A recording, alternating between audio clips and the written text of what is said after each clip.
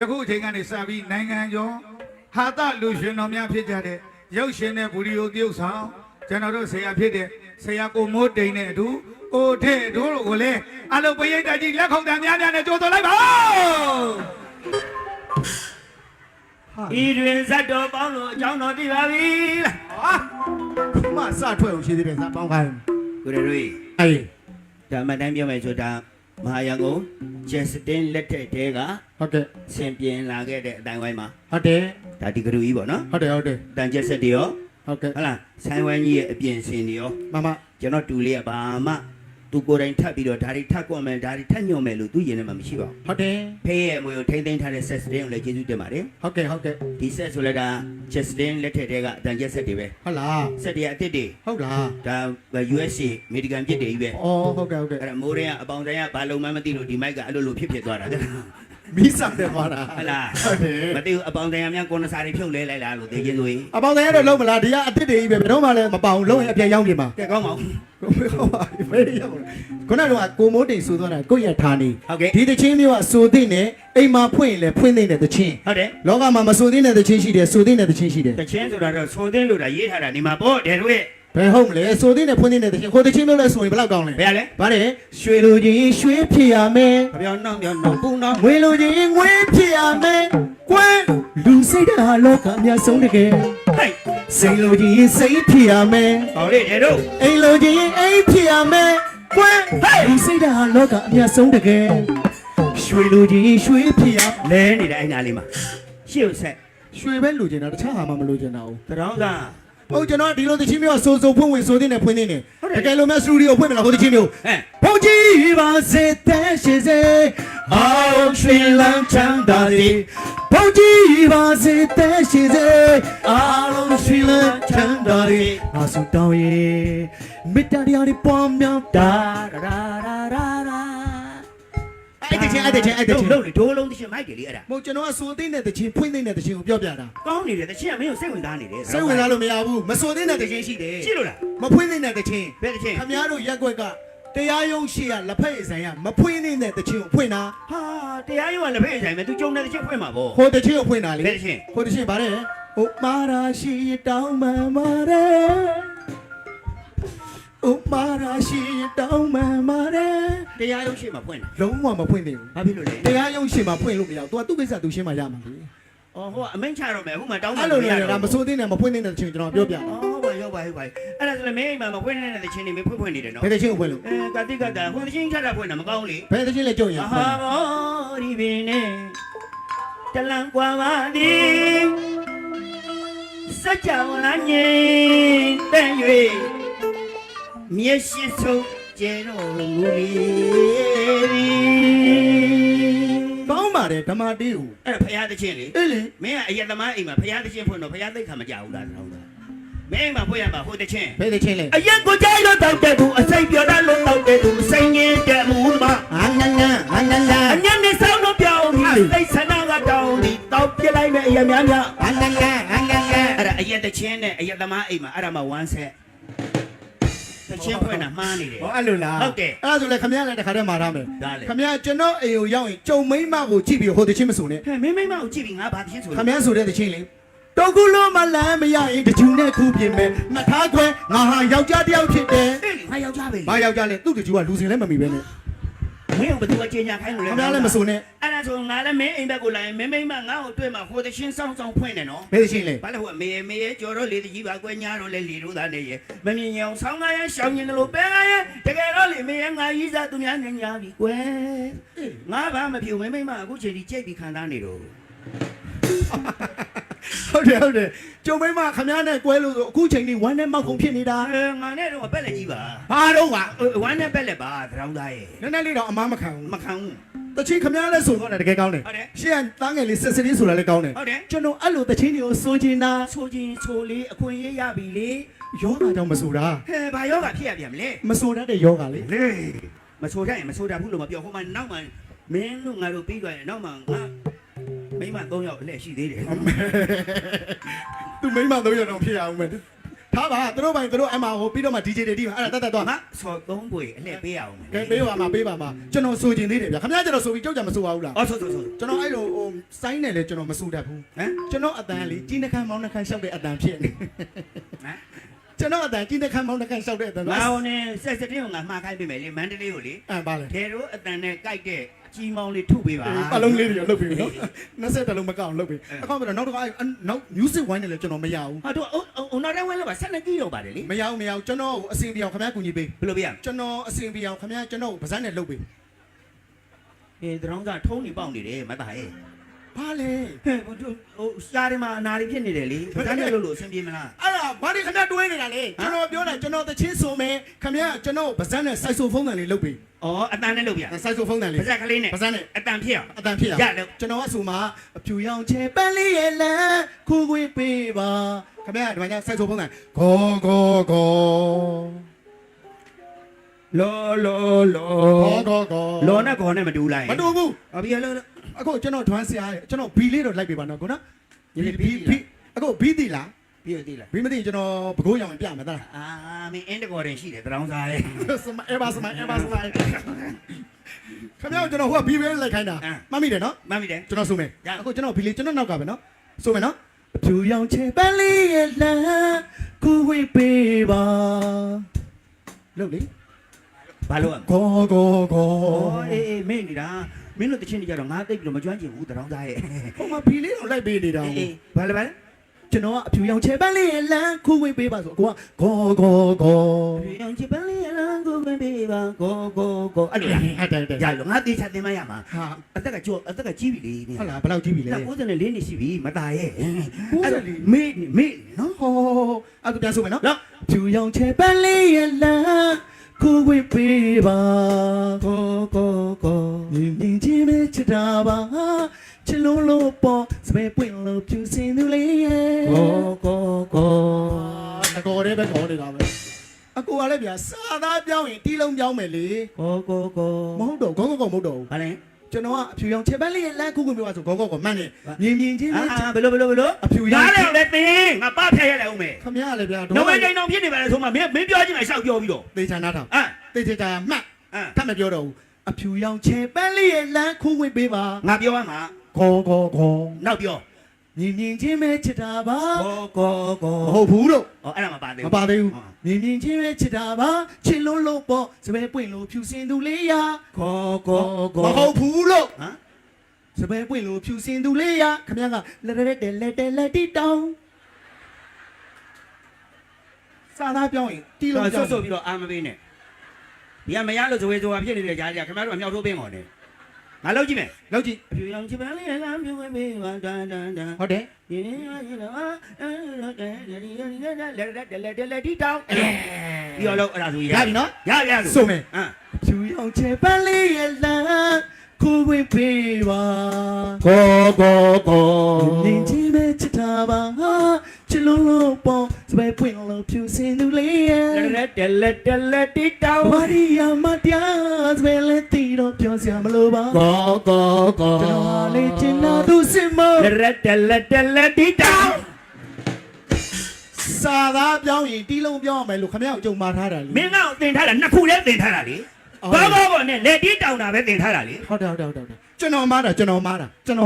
တယ်တောင်းမှန်တယ်ဟုတ်ပြီနော်စပယ်ပွင့်လို့ဖြူစင်သူလေးရဲ့လက်တီတောင်း အစကတင်းလို့ပြောတော့လေ စပယ်အဖြူရောင်ချေပန်းလေးရဲ့လမ်းခုဝေးပေးပါအမလေးဖြည်းဖြည်းလုပ်ပါမြင်ချင်းပဲချစ်တာပါချစ်လုံးလို့ပေါ့စပယ်ပွင့်လို့ဖြူစင်သူလေးရဲ့ လက်တီတောင်းရအဲ့ဒါရတယ် ဖြည်းဖြည်းလုပ်ပါစိတ်ကလေးလည်းရှော့အောင်လေ ဟုတ်တယ် တီးလုံးပြောင်းမယ်စာသားပြောင်းမယ်ကမနီယာမတရားစပယ်လေးတီတော့ပြောစရာမလိုပါကျွန်တော်ဟာလေကျင်နာသူစစ်မို့ လက်တီတောင်း မတောင်းတော့ဘူး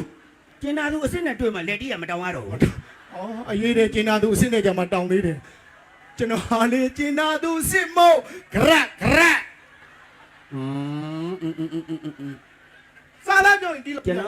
တော်ဟာလေကျင်နာသူအစ်စ်မို့တက်စီ ဂရက်အေးဂရက်ကလည်းတက်စီနဲ့လူပဲဂရက်တော့ဒီမှာကျကီးဘုတ်ကိုလက်မလေးနဲ့တတ်လိုက်တာဂရက် ရလို့ ရပြီနော်အစဆိုမယ်နော် စလို့ ဆိုမယ်အဖြူရောင်ချေပန်းလေးရလန်းခိုးဝေးပေးပါ ဘောကအရင်နော်ညီနော် လက်ကြတော့ကောကောကောအရင်နော် ဟုတ်တယ်ဒီမှာစိုးနေပြီဒီမှာစိုးနေ မင်းမေလင်းနေနဲ့တိုင်မင်ရလေးတယ်မှားမှဆိုတော့သူတို့ကလက်တီးသမားတွေပညာရှင်တွေကိုရီးယားသဝေသဝါတွေဘာမှနားမလည်ပဲနဲ့ကောကောကောအရင်တော့ကျင်နော် ဟုတ်တယ် ဟုတ်ပြီကောကောကောရပြီဟုတ်ပြီ ရပြီနော် ကောကောကောပြီးတော့လက်တီးတောင်နော်ဒါလေးနော် ဟုတ်တယ် ဝတ်တော့ကောကောကောအရင်လက်တီးတောင်ကအရင် ဓာတိတော်ဒုတိယ အေးကောကောကောလက်တီးတောင်ကဒုတိယဂရကကောကောပြီးတော့လက်တီးတောင်ပြီးတော့နဲ့ဂတ်ထဲရောက်ဖို့ပြင်ထားတော့ဟုတ်မှာ ခရခရ ဟုတ်တယ်နော် ရပြီ အဲ့ဒါမှတ်လို့ရတယ်လေ ရပြီလား ဟိုကကောကောကော ဟုတ်ပြီ လက်တီးတောင် ဟုတ်ပြီ ကအချုပ်ဂရโอเค မုံမိတယ်နော် မုံမိတယ်မှတ်မိတာနင်းနမအိမ်မုံမိရမယ် မှတ်မိတယ်နော် မအောင်များတစ်ချောင်းဝင်သွားထည့်နေကြီးတာ စိုးမေ ဟုတ် ဖြူရောင်ချေပန်းလေးရဲ့လမ်းဖူးခွေပေးပါကောမြင်ချင်းပဲချစ်တာပါချစ်လို့လို့ပေါ်စပယ်ပွင့်လို့ဖြူစင်သူလေးရဲ့ လက်တီးတောင် မနီယာမတရားစပယ်လက်တီတော့ပြောစရာမလိုပါကျွန်တော်ဟာလေးချင်နာသူစင်မို့ ဂရ ချစ်ခွေပေးပါ ကော ဖြူရောင်ချေပန်းလေးရဲ့လမ်းဖူးခွေပေးပါ လက်တီးတောင် ဟာနေလေ ဂရ ခဏနေအောင်လို့ ကော ကျွန်တော်ဆောင်ကိုပဲ ဂရ အေးအိုး လက်တီးတောင် ကျွန်တော်နောက်ကလိုက်ကွာ ကော ကျွန်တော်နောက်ကမလဲပဲခမရရှိလိုက်ပဲတီးနေတော့ကျောက်ကဘယ်လိုလုပ်လိုက်ဆိုတော့မလဲ မသိလို့မင်းကဘလို့ပါဇက်ကစီးချုပ်နေတာလဲ ခမရပါဇက်ကစီးရွှေနေတာလေ စီးရွှေနေတာမဟုတ်ဘူးလေမင်းဈားတဲ့ဆိုမှငါနောက်ကလိုက်လို့ရမှာဘူးမင်းအဲ့လောက်ကြီးအဖင်ခန်းနေတော့မဟုတ်အိုင်တင်ခန်းနေတော့ငါဘယ်လိုလုပ်မလဲ ခမရလေတချင်းလေးတစ်ပုတ်ဆိုရတာအရင်ခင်းနဲ့လင်ငယ်နေရတယ်လို့ပဲ ဟောမှလေအရေးခင်းတဲ့လင်ငင်နေရပါပြီလို့ အရင်ခင်းနဲ့လင်ငယ်နေတော့လင်ကြီးရန်ကြည့်ရသေးတယ်ကြည်တန်လေးရှောင်ရသေးတယ်ဘယ်ချင်းရတာခံမှမသိဘူး စောက်ခွက်ကိုကလင်ငင်နေဘူးတဲ့ရုပ်တဲ့ လင်ငယ်လူတွေပြောတာဟုတ်တယ်အလကားပြောတာပါကျွန်တော်ကတချင်းမဆိုတတ်ဘူးဒါအကိုဆိုလိုက်လို့ကျွန်တော်ကသဘောကျသွားတာသဘောကျတယ်သူတို့ပြောအောင်မယ် ဗာလေ ကျွန်တော်တို့ဒီကိုရောက်လဲရောက်တော့ကျွန်တော်တို့တောင်းဆိုထားတာရှိသေးတယ်ကျွန်တော်တို့တောင်းတာမဟုတ်အဓိကကိုမိုးတင်ကိုတောင်းတာ တောင်းဆိုရင်နေဘူးထုတ်လန်းလိုက်လေ နေဘူးထုတ်လိုက်လို့မရဘူးသူတို့တောင်းဆိုတာပြောပြမယ်ရွာနာမည်ကဘာလဲကြိုင်မဲဆိုတာကျွန်တော်နဲ့မဆိုင်တော့ခမည်းနဲ့ပဲဆိုတာ ဟာလာပြောရင် ခမည်းကိုကြိုက်တဲ့လူတွေကမဲမဲစူစူကြိုက်နေကြတာပဲ ဩကြိုင်မဲဆိုဒီမဲမဲကြီးကိုကြိုက်နေတဲ့အတွက် အာကြိုင်မဲကျွန်တော်ဖြူဖြူလေးမပါတော့ အေး ဟုတ်တယ်နော် မင်းဖြူဖြူလေးနဲ့မပတ်တဲ့ဒီရွာလေ ဟုတ်တယ် တရောင်းစားအိမ်မလာမိန်နဲ့ ဟုတ်တယ်ဘာဖြစ်လို့လဲဆိုတော့အပြိုကြီးတွေကြီးပဲတဲ့ရွာထဲမှာလဲ အာတောင်မဲဆိုအပြိုကြီးဟာလာပြီးတော့ကိုရီးယားဟိုတငယ်ချင်းပေါင်းသင်းတွေနဲ့ပေါ့ကွာဟိုဗာလဲ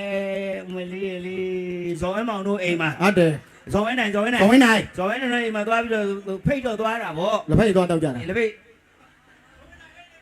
ညနေဆောင်ဘယ်လူကလက်ဖိတ်တော့မှလဲတေးချင်းလို့ ကော်ဖီလေးဟာ အဲ့မှာသွားလဲတော့လာနှုတ်ဆက်ကြတောင်မဲအပြိုကြီးတွေပါလာတဲ့ခလေးအနှောင်သုံးအောင်ဒီနဲ့ အပြိုကြီးတွေက ဟာဘယ်လိုဖြစ်လို့လဲအမကြီးခင်ဗျားပြောတော့အပြိုကြီးဘယ်လိုဖြစ်လို့ခလေးတွေကပါအာနာလို့ကတယောက်တည်း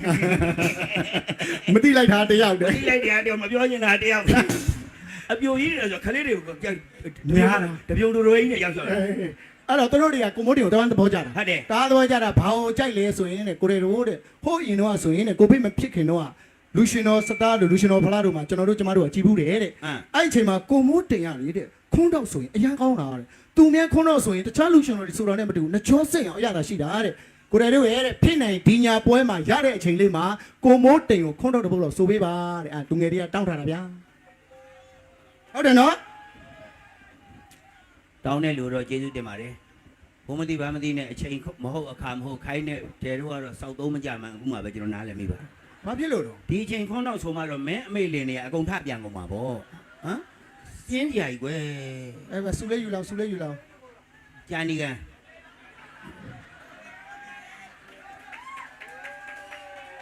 ဒီတိုင်း အာရင်မင်းမလို့ပြောလိုက်တာတော့ ကိုမိုးတင်တို့များဟလားစီယုံကြီးကောင်းတာနော်အဲ့တော့ကိုမိုးတင် 3000 အာ 3000ဆိုတပူးဖို့တော့ရ ဘာတဘူးလဲ ဟိုနေဘာဟိုကွာ ရိုင်းဒီလားအဲ့တော့ခွန်းတော့ကလေးတပုတ်လောက်တော့လုပ်ပေးလိုက်ပါကျွန်တော်တို့ကအချိန်ကတနားကြီးပဲလုပ်ရတာ ဟုတ်တယ်ဟုတ်တယ် ယူလိုက်အောင်ကဲလား ကြံသေးလား ပါတော့ မဟုတ်ဘူးတရားမင်းဖြေးစရာမရှိမှဆိုလို့ပြန်ရွေသွား မလို့ပြီးလောက်ထားတယ်တဲ့ ဟောအစင်းနေရှိတယ်လား ဟုတ်တယ် မဟုတ်ခွန်းတော့ဆိုတာကဒီအချိန်မှာဆိုလို့မကောင်းဘူးဟာလားဟ ဟိုပေးချက်ကိုသိအောင်ပြောပြမယ်လေခွန်းတော့ဆိုတော့နောက်ပိုင်းပတ်စာအကူပြောင်းနေမှာဆိုရတယ်နောက်ပိုင်းမှာဆိုရတယ်ဥပမာ6ဘောက်ကနေ9ဘောက်ကူမယ်ဆိုရတယ်9ဘောက်ကနေ2ဘောက်ချိန်မယ်ဆိုရတယ်2ဘောက်ကနေနောက်ဆုံးဘယ်လိုအပိုးပြန်ပြောင်းမယ်ဆိုရတယ်အဲ့လိုလေ အဲ့ဒါလေကျွန်တော်လည်းသဘောပေါက်ပါတယ်ဒါပေမဲ့ကျွန်တော်တို့ကအချိန်ကတနားကြီးပဲပေးတာကျွန်တော်ညီလေးဆက်စစ်တင်းဆိုရင်လေသူ့ရတဲ့အချိန်လောက်ပဲလောက်တာအဲ့တော့ရတဲ့အချိန်လေးမှာပဲခွန်းတော်ကလေးစိုးပေးလိုက်ပါပရိသတ်ကတောင်းဆိုထားတာကိုကျွန်တော်ကိုချိန်လိုက်မောင်းလိုက်သေးတယ်နော်ဟုတ်လားကိုရတို့တဲ့ပြောထားပါရဲ့နဲ့ကိုမိုးတင်ကိုခွန်းတော့မဆူခိုင်းဘူးဆိုကျွန်တော်ခဲနဲ့ထုမှာတဲ့ဟိုဘက်တော့မှတွေ့တယ်ကျွန်တော်ဆူခိုင်းတယ်နော်ဟုတ်တယ်နော်ခဲနဲ့တော့မထုနဲ့နော်ဟေးမထုနဲ့မပြောနဲ့တိုင်းဟဲ့အာဗျာခင်ဗျားတို့ကလည်းဗျာချီမြန်လည်းမြန်မလုပ်ပါနဲ့ဗျာဆိုပြမယ်ဗျာကျုပ်ရင်ခွေးတော့ခဲနဲ့မထုပါနဲ့ ကျုပ်ရင်ခလေးဘာလဲခွေးတယ်ဒီကခလေးကြီးခလေးကြီးတယ် စောက်ကလေးကမျက်တောင်မွေးတော်မရှိတော့ဘူးကဲမပြေးမနေဆိုပြဆိုလဲဆိုပြပြီးပါမယ်ဆိုပါလိုက်အဲ့တော့ခွန်းတော့ဆိုမယ်နော်အဲ့တော့ခွန်းတော့ဆိုမယ်ဆိုတော့ငါသားဟိုသားလေးကအပေါက်ပို့ပေးဦးနော်ခွန်းတော့လေးယုံပေးလိုက်ယုံပေးလိုက်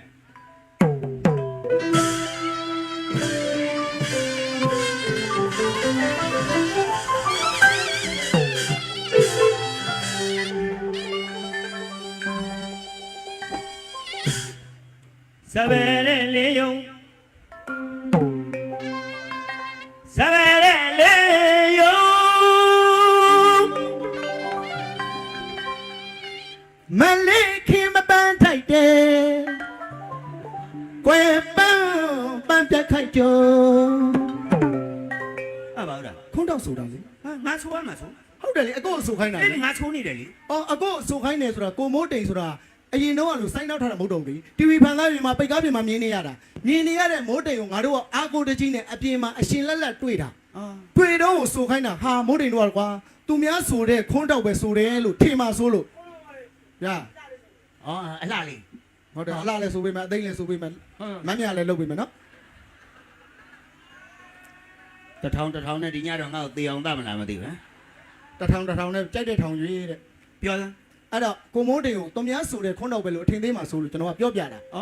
မတူတော့ဆိုပေးပေါ့အော်သူများဒီခွန်းတော့ကဒါရိုးနေလို့လူရှင်တော်တော်များများဆိုတယ်လေအဲ့ဒါဘာသာရေးခွန်းတော့လေစပယ်တဲ့လေးယုံဟုတ်လားခုနပြောတယ်ခင်ဗျားပြောသလိုပဲဒီခွန်းတော့ကဘာသာရေးခွန်းတော့ဟုတ်ကဲ့ရှင်းပညာရှင်များရေးခဲ့တာပါဒီပွဲကဘာပွဲလဲဘာသာရေးပွဲလေဘာသာရေးပွဲမှာဘာသာရေးခွန်းတော့ဆိုတာမွေတော့မကြိုက်ပါဘူးနော်မကြိုက်ပါဘူးအဲ့ဒါဘာဖြစ်လို့မင်းငါ့ကိုတားရတာလဲမတူတာကိုဖြစ်စေခြင်းလို့ဖြစ်စေခြင်းလို့မတူတာကိုဆိုကဲမတူတာဆိုပြမယ်လာလမြပြန်ကြပါတော့ကိုင်ကိုတတာ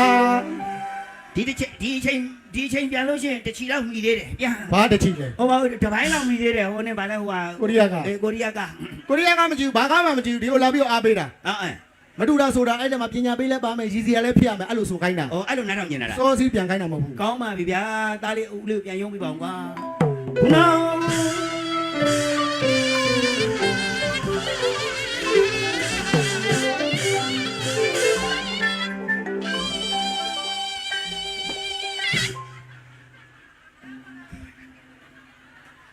စပင်ပုံစံက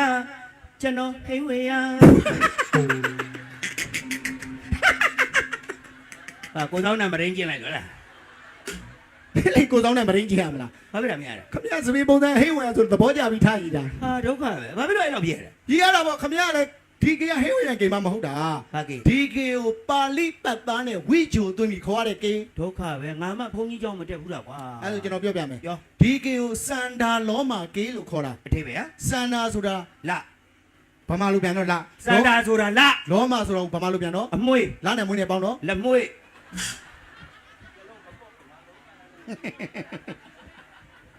ဘာဖြစ်တာလဲကျွန်တော်ကတော့မှားသွားလို့မေ့သွားတာပြီးခဲ့တဲ့လအကုန်နဲ့ကျွန်တော်နဲ့စင်ကာပူသွားသေးတယ်လေ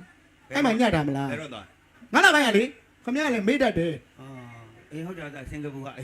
တို့ဘယ်သူတော်ဘုန်းကြီးကြောင်းလားဘုန်းကြီးကြောင်းပြောတာမဟုတ်နိုင်ငံကိုပြောနေတာအေးပြောစင်ကာပူမှာခမရညတာလေမှတ်မိလားကိုညက်တာတော့ကိုမေ့တယ်အေးတက်ကကြီးပြီကွာအုံနောက်နေဟိုရောက်ဒီရောက်နေကွာမေ့နေလို့အဲ့မှာတော့သူကနိုင်ငံသားတွေလည်းရှိတယ်ဗမာတွေလည်းရှိတယ်အဲ့တော့နိုင်ငံသားလည်းနားလဲအောင်ဗမာလည်းနားလဲအောင်အင်္ဂလိပ်နဲ့မြန်မာနဲ့ဖတ်ဆက်ပေးတာဟုတ်လားအဲ့ကေကအေးရတော့ကေလို့ခေါ်တယ်အထိပ္ပယ်အေးရဆိုတာအင်္ဂလိပ်လိုဗမာလိုဘာသာပဲနော်လေး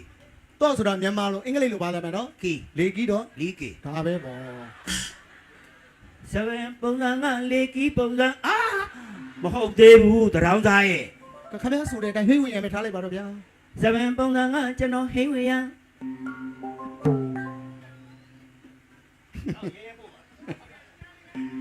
လုပ်မယ်စပန်ပုံစံကကျွန်တော်ဟိဝေယံဒီအသားရေကနေတိုးပါအမှန်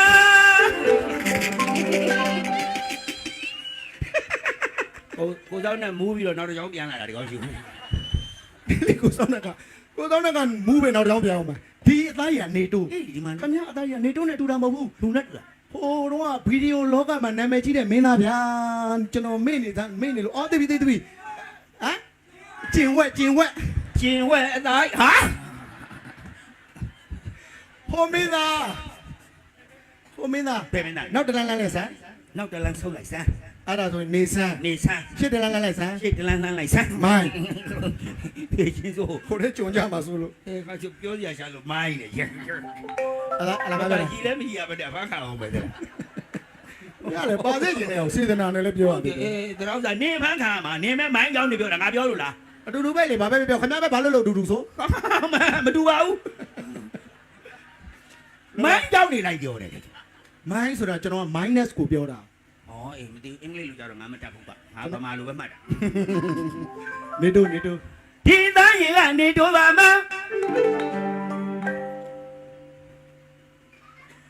ညလုံးတရံပြည့်တူ ခဏလေးနေပါဘာဖြစ်လဲ ဟမ် မျက်လုံးမှာပြည်တဲနေတာ မျက်လုံးကဖာကျိုးနေတာဟာပြည့်တူမျက်လုံးမပါမျက်လုံးပြည့်တရားမျက်လုံးကဖာကျိုးနေလို့လား အော်မင်းသားပြည်တီဦး ဟုတ်တယ် အော်ဟုတ်ကဲ့ မျက်လုံးတရံပြည့်တူကွာထူတဲ့ယူပါအိုးထူတဲ့ယူပါထူတဲ့ယူပါကျွန်တော်အသွားအလားလူမင်းဟန်ကိုက် ဘာဖြစ်တယ်တွိုင်းလိုင်းလူမင်းဟာကိုကြိုက်တာ အာလူမင်းဟာလည်းကြိုက်တယ်ဟိုနေ့ဆိုမြတ်သူစားကြီးကြိုက်တာအော်လာလေ အိုး ဟာလူမင်းဟန်လူမင်းကြိုက်လူမင်းသွားဖို့လာဖို့နေဖို့ထိုင်ဖို့ပြောဖို့ဆိုဖို့အဲ့ဒါကိုပြောတာ ဟိုဟန်ကြိုက် ဟမ် ဟုတ်ကဲ့ ဟန်ကြိုက် ကျွန်တော်သွားလာလူမင်းဟန်ကြိုက်ကျွန်တော်ကိုလေ ဟုတ်ကဲ့ ဟဲ့ရမမတွေက ဘာပြောလဲ ရဲတိုင်းလို့မြင်းမြန်လို့ အဲ့ဒါတော့ကျွန်တော်လုံးဝလက်မခံဘူးကိုမိုးတေကကျွန်တော်ရဲ့အကိုဆရာဆိုလဲမမအောင်အဲ့လောက်ကြီးတော့ရဲအစစ်စစ်မပြောကြနဲ့ဗျာ ဘာဖြစ်လို့ ကိုမိုးတေကိုပြောတာရဲတိုက်လိုမြင်းမြန်လိုတဲ့ ဟာဝီစီပေါက်နှလုံးမပါဘူးမပါရဲ့လိုမြတ်ဝီစီပေါက်နှလုံးထဲတော့မိမလို့ဒီလိုကြီးဖြစ်သွားမှာပေါ့ အော်လိုရဲတိုက်လို ရဲတိုင်းလို့မြင်းမြန်လို့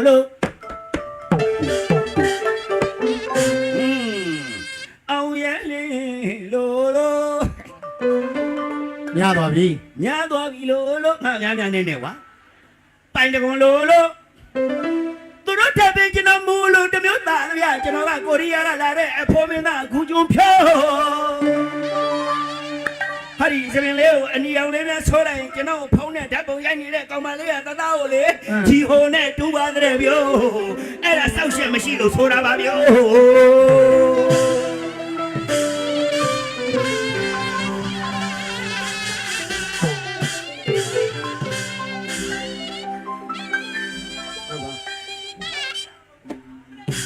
အော်တစ်ဖက်လူရှင်တော့ခွန်းတော့ဆိုတော့ဒီဘက်ကပြိကံပြောရမှာပေါ့ အဲ့ဒါတပည့်စင်ပဲ